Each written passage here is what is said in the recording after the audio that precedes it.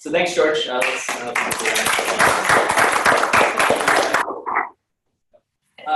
What I have is a quick presentation about an ongoing assessment project we have going on. It's actually in sort of a unique situation where a lot of the work is being done by Southwest Decision Resources. We're actually beneficial. Abby here, so maybe you can chime in here when we get to that point. I'm just going to give a quick overview of the background and framework of why it is we're doing the project, and then a couple key results that I've pulled out of some of the work that they've been doing with and for us on this idea of how do we think about drought and climate vulnerabilities and priorities in Southern Arizona. And I actually think it triangulates pretty nicely with some of the issues George raised, looking at it from the perspective of communities in the Southwest who are grappling with some of these challenges about where the water is going to come from, how long it's going to last, what sort of decisions you might be making about climate and drought. And then what would you do as far as how would you pull in more information about how those communities are perceiving or experiencing those droughts or that experience of climate vulnerability. So no further ado. The big picture is, George already talked about this a little bit, but how do we talk about drought in the desert? We already have a relatively dry climate. So we have this really big challenge of how do we characterize and talk about drought in a region that already sees really limited precipitation, so hardly rains at all on a day like today, when it rains quite a bit. Again, is a little bit of a challenge, but it doesn't rain very often, doesn't rain very much. And as George also mentioned in his presentation, we also have a water system that's really highly managed with this climate in mind. So it's not just that we don't get a lot of rain, it's that we knew that we were not going to get a lot of rain, and there's been a lot of decisions made about how we'll manage a water resource with the understanding that we don't necessarily get a lot of rain. So this poses a challenge of how do we assess and monitor drought-related vulnerability in this context. And there's talk about drought early warning systems, and we kind of joke a little bit about, the early warning system for the Southwest is really coarsely just how full does Lake Mead? And I realize that it's more complicated than that, but to a certain extent, thinking through, that is one of the key drivers that makes us really get thinking about drought and water resource-related vulnerability in the Southwest. Obviously, how much water is in the reservoir is very different from how much rain is falling in Southern Arizona. It just highlights that issue of how complex it can be. But we have a systems level vulnerability. So we have this dependence on the built environment for this infrastructure, and also the potential for cascading effects if that system ever fails, or if it doesn't work the way we expect it to, or even in a less catastrophic situation, if there's just a shortage declaration where the way that we use or the way we make decisions about that water changes because of some literally upstream conditions that are going on. What that points to is really there's a lot of ways to map drought. And I don't say this critically, but there's a lot of ways that we use a lot of red ink to talk about drought in the Southwest. And so on the lower left is the US Drought Monitor, which is a rendering of the drought conditions in the Southwest that's updated weekly. On the upper right is a monthly, it's actually the water year characterization, but it's looking at the ranks, and you can see the Four Corners is looking at record dries for the past 12 months or so. There's also some satellite-derived products that look at the role of temperature and precipitation in terms of drought. So that's that one takes into account evapotranspiration in its assessment of drought. What these look like to a community who is just one small dot in the middle of this red circle or red area, it's hard to make sense of what do you do with that information if you are somebody who lives there or works there or ranches there or farms there. And so one of the questions we're grappling with, well, I'll get to that in a second. Another way we looked at it, we can track precipitation deficits. The two plots on the top are the brown, which is, I guess, mostly brown, is the long-term average, and then the green is what happened in the last year for San Manuel, which is close to one of the communities I'll be talking about in Safford. So you can see last year was relatively dry, but then 2016, 2017 was actually one of the wettest years they had in Safford the year before. So there's a lot of year-over-year variability, but it's another way that we can track drought. The soil precipitation, the standardized precipitation index for a year to look at how are the different stations doing, or another common way that we do is just to look at how much water is in the reservoirs, to think through, what are we thinking about in terms of water resource management over a longer term. All of these are not completely unsatisfying, but they're really hard to think about. Again, if you are a member or resident of one of these communities and you get one little yellow dot that says how your precipitation is doing for the past year, it's hard to really grapple with what that means for you in terms of management challenges. And so that really highlights what is it that we're trying to do with this assessment project. Okay, so what about an approach that would focus on local considerations of drought? And so we're really asking a number of questions. How communities respond to drought, how they perceive and characterize drought, and really at what time scale. Is this a monthly thing? Is this a seasonal thing? Is this a yearly thing? Is this a 17 years of drought? And that's how we're really thinking about it. And part of that is different depending on which sector you're active in or what group you're thinking about perspective of. So it really is variable across those different questions. But it really gets at this question of what are people actually worried about, what are they planning for, and what time scale. It also gets at what are some of the priorities that they've identified in reaction to drought and climate vulnerabilities. So what plans have been developed or discussed in reaction to this vulnerability that they've identified. So what are they actually doing? And then finally, what are some of the issues they see as linked to drought and climate? So it's not just how much rain fell and how much water is in the reservoir.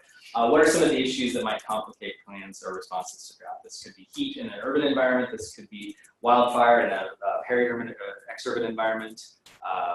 Could be invasive species risk with precipitation. It could be all sorts of different things that folks are considering in conjunction with drought and climate vulnerability. And so a little bit of the kitchen sink. Okay, so broadly speaking, our interest is an assessment of drought and climate vulnerability that's embedded within this complexity in the arid Southwest, and really asking how these concerns about drought and climate connect with other related concerns. So I mentioned wildfire, water resource management, invasive species, and then pointing back to this question of what does drought early warning look like? What is the time scale that you would need to better understand or prepare for drought, and when would you start thinking about those plans for drought? And it really involves bringing in a broad range of perspectives on drought and drought impacts. And so that's what this project, now we're getting to the meat of it, is really trying to do. So CLIMAS has had a long history of integrating community-based assessments, actually going back to some of the early days of CLIMAS, doing, I think, the Sulphur Springs Valley and what might have done by Wilcox and Benson. And then more recently, a lot of work thinking about how communities grapple with drought-related challenges. And so in conjunction with Southwest Decision Resources, who's again been doing a lot of the lion's share of the work on this project, focused on two areas. And what I want to do today is just give a really quick overview of what is going on in those two areas and what we think this points towards as far as our future work in this area. So Lower San Pedro Collaborative and then the Upper Gila Watershed. So again, focus kind of, that's why I use the San Manuel weather station and the Safford weather station. So it's the two closest to the general communities of interest that we're talking about. Okay, so quick overview with the San Pedro Collaborative. Generally speaking, this group has been active for now I see your pain. Oh, wait. I really want to push this button, but anyway. So there's been a long history of work that's focused on conservation in the Lower San Pedro region. And one of the things that really kickstarted a reinvigoration of this process was about a year ago or a year and a half ago, this public meeting that brought together a large group of people who were focused on what could be done about the region and thinking through Lower San Pedro from a multi-use working landscape perspective. So ranching, landowners, NGOs, conservation organizations, really trying to think through what are some of the shared interests and concerns across all of those groups. And the activity that really stood out to me, again, facilitated by SDR, that really highlighted some of the important pieces of this was the shared community history, which is really thinking through what are the physical and ecological elements that were really important to the community, and then what were some of the social, cultural, and economic history elements that were important. And what you see on the map is folks going through the process of putting that down on that timeline, but it really highlighted the long history of both an understanding of what's been going on in the region, but also how far back some of the events that folks were concerned about connected to some of their key concerns. And some of the key pieces that came out of this was a recognition of the valley's conservation value. So this has steadily increased since the watershed has been recognized as the last of its kind. But there's been ongoing incidents of drought and flood that are highlighting areas of concern for the long-term sustainability of the region, whether that's for somebody who lives there or somebody who works there or somebody who is ranching or farming or in some other oriented capacity there. And there's been a greater perceived impact of drought in the recent past, which meshes with the time scale of drought we've had in southern Arizona over the past 20 years or so. And also recognition that collaboration is now a requirement for making significant progress for conservation. And so what I took away from this was there's a lot of energy and movement towards how could a community think through their drought and climate vulnerability. What this has led to is ongoing collaborative meetings, again, facilitated by SDR, landowners, community organizations, local, state, federal agencies, private sector, and us as university partners to identify areas of shared interest and priorities. And I'm not going to read through the whole vision and mission, but the two things that I bolded were that supports abundant water resources and this focus on how to protect and enhance water resources, habitat, and the working landscapes of the Lower San Pedro River and the surrounding watershed.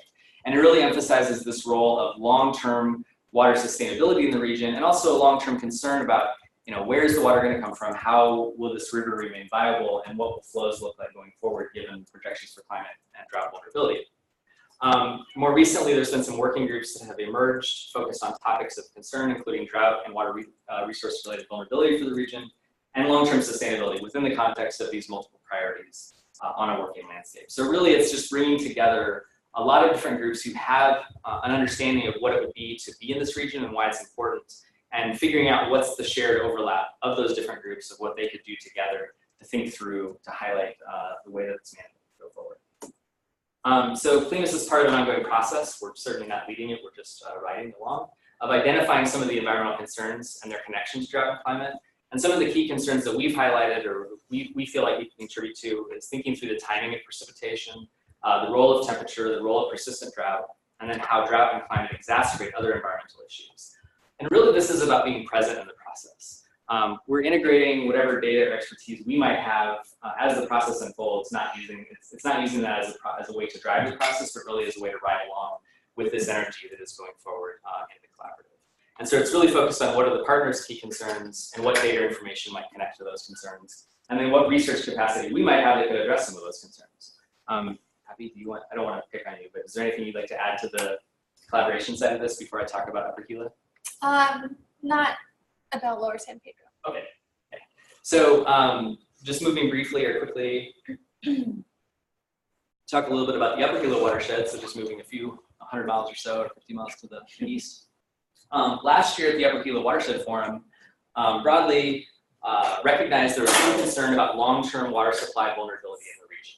And so the conversation was around Benita Creek and the snowmelt runoff, and how Safford and some of the surrounding region had some degree of drought and temperature-driven vulnerability, since I believe it's the snowmelt runoff. And so there is some concern, given a hotter and drier future, what that might look like for Safford in terms of water resource management.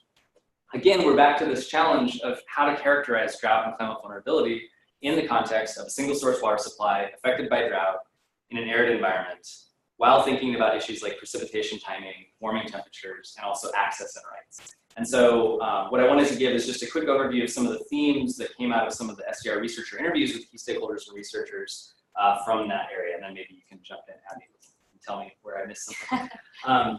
It's the unique situation where some of the people who did the work are sitting in the audience, and the people who are helping coordinate it are talking about it. So one of the things that came out was, within the context of the reality of a hotter or drier future, this was generally understood. The climate models are into place. We understand precipitation variability is going to be an issue, but it's seen as a slow onset problem. This is something that's not necessarily in the distant future, but it's not the thing that you're worried about right now. So economic issues, social issues, the challenge of running a household, the challenge of running a business, these are all things that are the day-to-day challenges that are seen as much more pressing from a social or economic perspective. So the idea of planning for long-term drought 20 years out, it's understood that it is an issue that needs to be thought about, but it's not quite the time scale of some of the other issues that people are seeing as more pressing. The language of climate change, along with broadly the idea of environmental conservation or a focus on environmental conservation, can be a non-starter for some. And it's not that folks aren't concerned about conservation, but some of these words have had a political valence attached to them, is probably the safe way to say it. And so in that context, people may be concerned about the vulnerabilities attached to those things, but not necessarily, and this isn't news to anyone, but it certainly is one of the challenges in terms of dealing with planning in this region. And then finally, some identify that folks might not even be preparing for drought. It's really the thinking about how temperature changes might be, quote unquote, unraveling higher elevation areas. So as it's changing or altering the timing of precipitation, snowmelt, and runoff, the way that alters the stream flow and water availability dynamic is not necessarily well understood. And so there's a lot of concern about that vulnerability, but not a lot of knowledge about how that would impact the community. Is that, yeah, okay. So in terms of water use and conservation, another theme that came out in some of the interviews, data and information needs vary based on location and sector, which is somewhat expected. There's also a perception that the water situation is better now, which I found a little bit paradoxical, given we were in a long-term drought. But this was within the context of what you might call the social memory of past restrictions. And so folks are thinking back to times when there was more restrictions on water access. And so the sense that it's not as bad now, or that they have as much water as they need, or that it's not necessarily as immediately vulnerable, again, links back to that idea that in the short term, they kind of know what's going on. In the long term, they know that they need to be worried about it, but maybe not quite sure how to integrate that concern. And then finally, there's a broad knowledge that agriculture and mining are really the largest water consumers. I think George actually highlighted that to a great deal. And so there's this perception that some of the small-scale municipal or household-level conservation methods might not necessarily help with the water supply or availability as much compared to the impact of some of these larger users. So the sense of, what can I actually do to help with sustainability of my community? Finally, with drought and water management, there's this idea that it's a really technical challenge. And again, the pictures of the cap that talk about the pumping infrastructure. There's a lot of ways that water resource management is a highly technical issue. How to move it, how to pump it, how to store it, and how to do this most effectively or most efficiently. And that's not necessarily talked about in terms of a conservation challenge or literally how to use less. And so if you have an allocation available to you and you're a producer of some sort, you're probably just going to go forward with that allocation. Concern over drought is also shaped by the kind of water rights people have, along with the concern over how to maintain those rights in face of possible shortage and drought. And then finally, some concern about how long-term uncertainty about water resource availability might shape some of the opportunities for economic development going forward. So how can a community continue to grow if you're really not sure of what your water resources are going to be 10, 20, 50 years down the line? So what this points towards is the Upper Gila River Watershed Forum, which I would encourage anyone who's interested to attend in January 2019. I think you guys are going to send out some info about how to organize this. But really broadly speaking, it's framed as this idea of how to think through this hotter and drier future. And what are some examples of dealing with this reality? And so one of the things we're going to be involved with, I think Mike and I are working on this a little bit, is looking at some of the scenarios or historical analogs to think through how folks in the community have dealt with past extreme periods, both going into more dry periods, but also coming out of more wet periods. Dealing with how did you deal with essentially dearth and deluge, I think is probably the way you might think about it. So what happened and what are some of the lessons learned? And really this is an opportunity to identify some of the local priorities, including key concerns, information gaps, and areas where we might be able to provide some support. So the long term is why this connects to the CLIMAS assessment project. It really points towards areas where some of the research we're doing or could do might connect to some of these priorities, or in the realm of climate services development. So is there some information source that might actually help answer some of these questions? And as a part of going through this process of working through with the Upper Gila Watershed Forum, is there some topic or area of concern where something we could do might actually help answer some of those questions? Or is there something we're already doing that might address some of that drought and climate vulnerability? So really this returns to my initial slide, this challenge of assessing and characterizing drought in an arid region with the carefully managed water system. The thing I'm pulling away from this assessment project of what we're really trying to do is it's a mechanism to work from the ground up. From a community level perspective, how do we document and integrate these perspectives that actually help inform and develop research questions and priorities going forward? So it's not that the big red maps are bad, but it's that we need to do additional work to better understand what the experience of those drought conditions might look like to somebody making decisions in a community. It's also recognition of these multiple timescales and intensities of and sensitivities to drought across the different sectors. Again, this isn't news to anybody who works in the drought world, but I think thinking through some of the social and economic impacts and how that ties to long-term sustainability. And then finally, it's a process of long-term participation. So it's really about building relationships with these groups over time. So we're present in this process as opposed to coming in as, it's great to be called in as an expert at the end of a project, but it's a lot more rewarding to be participating in it from through the entirety of the project. And so that's really what this is pointed towards, is how we can find people who have interest in some of these issues and get involved at the start as opposed to the end of some of these questions. So what's next? We have the collaborative going forward. We have the forum in January of 2019, and then we'll have some reports and publications that come out. So any questions for me, or if anybody thought of a question for George while I was rambling on? Yeah. Can you talk a little bit about the value of an accurate forecast? I mean, in the sense that we know climate change is coming, and if we were smart about it, that would change how we allocate capital and stuff like that. So what's the value in knowing that drought or shortage is coming if people don't make decisions based on that? And so really they're just adapting to whatever gets thrown at them after the fact. Yeah, it's a really good question, because I think we struggle with the value of forecasts, but also the consequences of if you make a projection and you get it wrong. And and people make a capital intensive decision based on what you said was definitely going to happen. And maybe even within the range of error, what happened is actually kind of what we thought might happen, but it's not as rewarding. Abby, did you want to chime in? Yeah. Yeah, I did. I just wanted to point out that the forum is actually on hotter, drier, and uncertain future, and kind of emphasizing what you're saying, Ben, is that it's easy for a climate scientist to go up and say, like, this isn't going to happen, and there's a lot of uncertainty in that, and then people get upset and stop trusting that. And so the idea is more to focus on how are people adapting to this uncertain future. And so then there's a lot, it's kind of taking out that idea that I'm just going to say that you're wrong and you don't know what you're talking about if one time you're slightly off, right?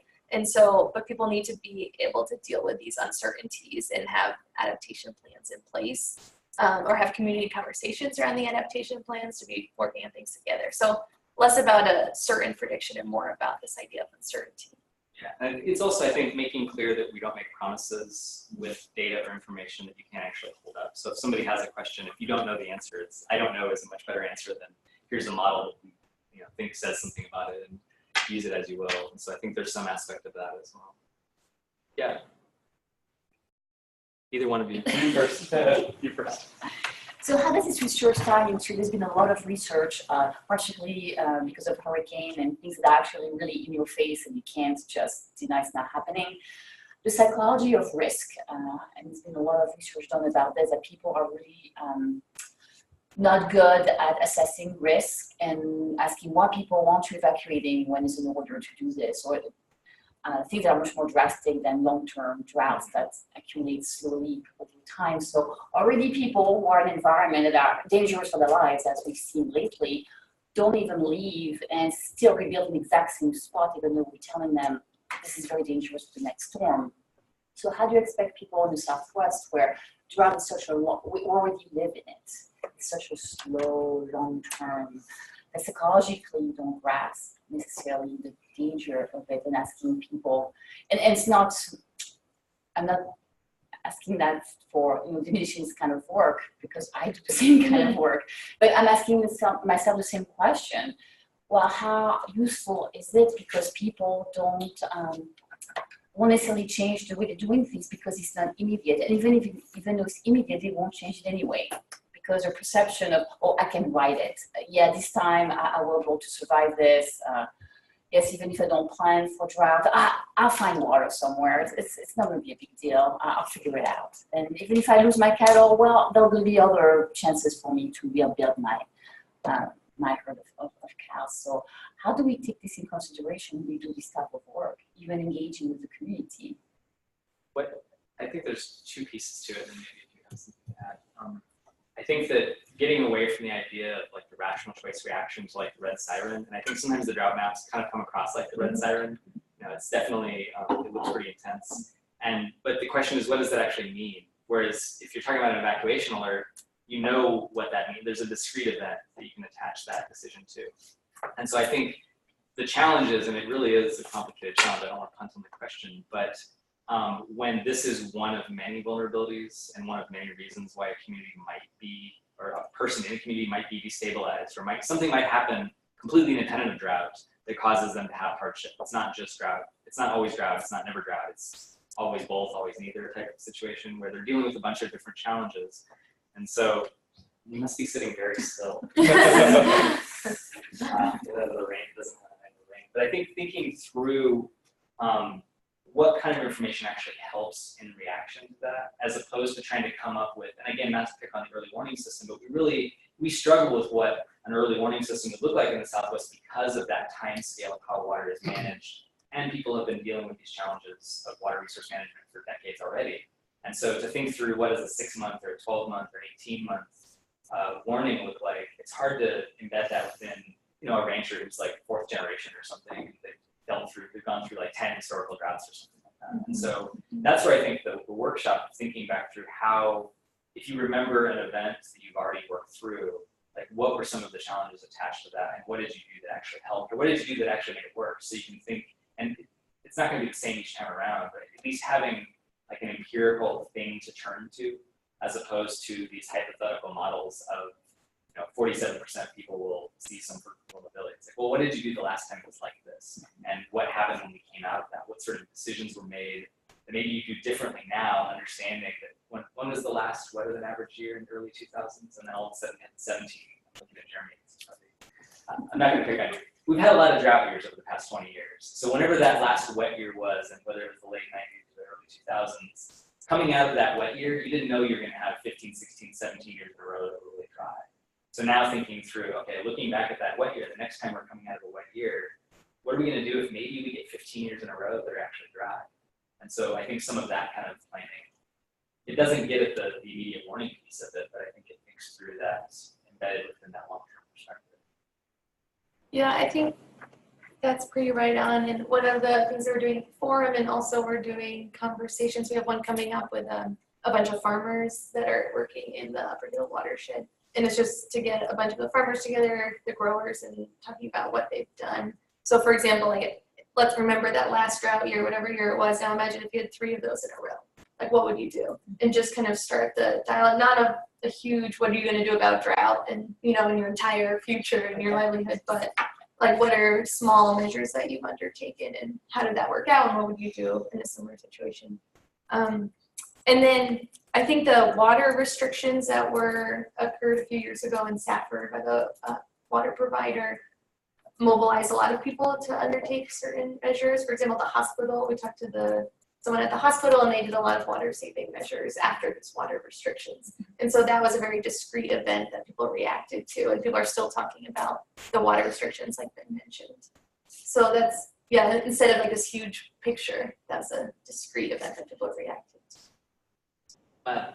Yeah, so I had helped write the Cochise County plan in the early 2000s during the building boom. And so when we did the public participation facilitation, there was a lot of concern over the number of new homes that were being developed. And if you look at the legal rights to the land, about like 80% of the county is zoned for low density residential subdivision. So when those proposals come in, even if there's awareness of drought and concern about it, there's nothing that the county could even do to stop those proposals. So I was just curious, even though development slowed down currently, and this isn't the point of your project necessarily, kind of what's the perception currently of the stakeholders that are really concerned about these environmental issues in Cochise County, considering that when these projects come in, you know, there's not much that they can do to stop them, and it's a big impact on the water supply.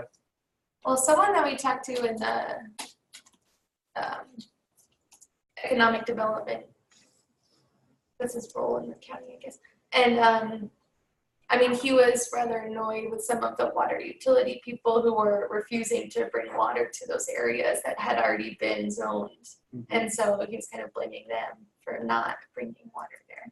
That was just one person. So I don't know if Ben has another perspective on that. I don't have anything to add to that other than I think that the lack of teeth, maybe, you know, being able to say having a sense of what would be a good idea versus having some sort of enforcement mechanism. And we don't, you know, the West is not a place that's known for embracing regulation. So I don't see that changing anytime soon. So yeah, I guess in my experience, there was, even back in the 2000s, like high awareness among everyone that we talked about the water concerns in Cochise County, but then the frustration that even with more information, there was nothing they could do to stop the stuff that was coming. So well, I think it also connects a little to what you mentioned as far as the long-term, if you have a sense of community resilience, like we've kind of been through these sort of changes, I see this in the Gulf where I work as well, but if you deal with a bunch of different challenges and you have a sense that we can live through it, then it's like, oh, we'll just keep building, it'll be fine. We'll figure something out because we've always figured something out, and that works until it doesn't. So, did you want to say, there's one other question that came up from George, I don't know if you wanted to say something. Well, it was about development actually. Okay. That's right. Actually, I think a question for you guys is that the questions that I kept getting that could be answered, which was, we're going through a regime in Pinal County that we can count on all the plumbing system from Eurofrac. That's going to go away. So what's going to happen with sustainability, the environment, when that tap gets turned off? But you guys are working in an area where there hasn't been that reliance on tap water. So what lessons do you think from your experience? I think that'll be a good, I don't have a good answer for that right now, but I think it's a good thing to keep in mind is that comparison of when you're not so heavily invested in that, channel of water. Yeah, you've got that canal coming. Yeah. The communities you're talking about are basically Pinal County is going to have to wrestle with the kind of issues that you guys are wrestling with now. Well, we hope that the assessment stuff will feed into some of these other projects as far as things that we learned, but I don't have a good answer for you right now. So. But I think in Pinal, it's very much like the map, and the angry that map is drought, the angry that map is shortage. I actually think it's a little bit of a similar situation in the Upper Gila watershed, where the perception of water scarcity is there, but the perception of water scarcity as a relation, like as a factor of drought, does not necessarily exist. There's a lot more concern, at least from the growers, about water rights and water. Not if you don't use your water rights, then you're not going to get them next year, and so then they're going to go to people downstream. And so some growers are using drip to save water, and that's been effective, but there's definitely a concern about if you don't use all your water, then you're going to lose your rights. And so I think it's more of this idea that policy is taking away your water rather than climate. Policy. Yeah, and like this lack of agency over it. I mean, it's kind of a similar lack of agency over climate. Yeah. That actually ties into I'll have to see the last question. It's almost out of time, but it ties in, maybe you can help answer this as well, George. The question was, are farmers seriously looking at planning for less water intensive crops or technologies? So what you're saying, seems like the answer is that they're not, because they want to keep using their allocation. Have you seen this, George, as far as? Different parts of the states, people are doing, to different extent, they've been doing this. And when you can have institutional situations where it's use it or lose it, but then oftentimes there's pressure where it's like, okay, we're going to lose this water, how do we use it more efficiently? You see this in Yuma, where the amount of water they're using has been going down. But part of it was a legal regulations about that. But there's simple things just like changing when crops are in the ground. So if you compare like now 30 years ago, there's a lot less acreage cropped in the hottest, driest part of the year. Things have been moved more toward the winter. Things have been moved toward more higher value crops. So if you actually look at the value of output per acre foot of water, it's like orders of magnitude higher than it was 30 years ago. Because they basically have no rainfall they can depend on. Yeah, but again, some of the projects I work with, if you take a long 30-40 year perspective, you look at like output per water. People tend to focus on acre feet per acre, but if you look at crop per acre foot, there's been a lot of innovation in the last 30 years. Any other final thoughts? All right, well, thanks everyone for attending.